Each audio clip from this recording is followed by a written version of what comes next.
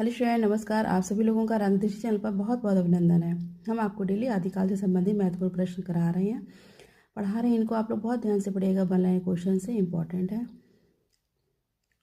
नाथ साहित्य का आरंभकर्ता माना जाता है गोरखनाथ को। अगला प्रश्न है, हिंदी का प्रथम महाकाव्य माना गया है पृथ्वीराज रासो को। अगला प्रश्न है, देसिल बहिना सब्जन मिट्ठा किस भाषा की काव्य पंक्ति है? देसी भाषा की। अगला प्रश्न है, गोरी शोभे सेज पर मुख पर डारे केस पंक्ति रचित है अमीर खुसरो द्वारा। अगला प्रश्न है, आदिकाल के कवि जिसने खड़ी बोली में रचना की है? अमीर खुसरो। अगला प्रश्न है, पृथ्वीराज रासो के रचयिता कौन है? चंद्रप्रदायी। अगला प्रश्न है, विद्यापति दरबारी कवि थे शिव सिंह कीर्ति सिंह के। अगला प्रश्न है, सिद्धोदत्ता नाथों की सूची में उभय निष्ठ सरहपाद। अगला प्रश्न है, आलेखंड नाम से प्रसिद्ध रचना है परमाल रासो। अगला प्रश्न है, 12 बरस लो कुकर जिए अरु सोरे लो जिए सियार, ये पंक्ति है जगनिक की।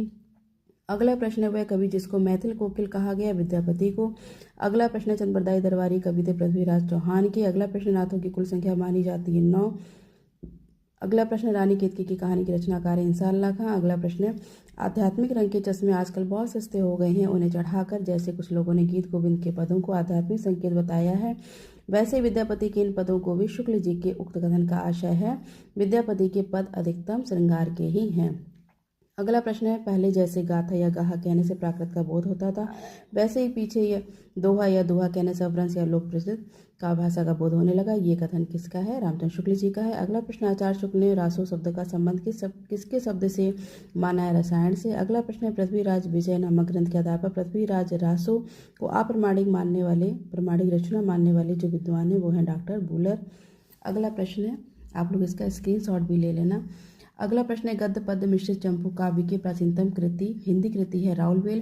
अगला प्रश्न है, गोरखनाथ की साधना पद्धति का नाम है हठ योग साधना। अगला प्रश्न है, हेमचंद्र का सिद्ध हेम शब्दानुशासन एक व्याकरण ग्रंथ। अगला प्रश्न, पावड़ दोहा ग्रंथ के रचनाकार है राम सिंह।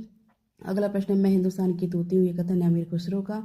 अगला प्रश्न, देसिल बहिना सब्जन मिट्ठा देसी भाषा की मिठास का ये वर्णन करने वाले रचनाकार का नाम विद्यापति। अगला प्रश्न, सारंगधर पद्धति किस विधा की रचना है? सुभाषित संग्रह है।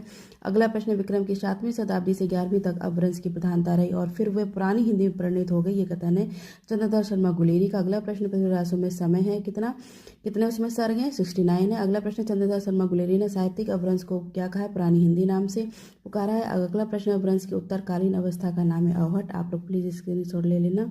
अगला प्रश्न, विशुद्ध चरितावली का लेखक है माधव प्रसाद मिश्र। अगला प्रश्न, हिंदी में वह कवि जिसको राजशेखर की उपाधि से अलंकृत किया गया? विद्यापति। अगला प्रश्न, कीर्ति लता के रचनाकार है विद्यापति। अगला प्रश्न, अपनी पहेलियों और मुकरियों के लिए जाने जाते हैं अमीर खुसरो। आदिकाल के काव्यों की प्रधान भाषा थी डिंगल पिंगल मिश्रित।